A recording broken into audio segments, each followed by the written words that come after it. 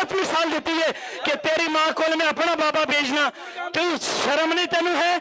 ये चंद दिन पहले हमारे अहले सुन्नत के आलिम स्टेज के ऊपर आपस में लड़ पड़े, दस्तों की रिबां हुए। तो ये वाक़या क्यों पेश आया, इसकी रीज़न क्या थी? उसकी वजह ये थी कि खिताब के दौरान मुफ्ती समर कादरी साहब ने अपने फ़रीक़ मुखालिफ के रद्द में कुछ इस तरह के अल्फाज इस्तेमाल किए, ऐसी ज़ुबान इस्तेमाल की जो नामुनासिब थी।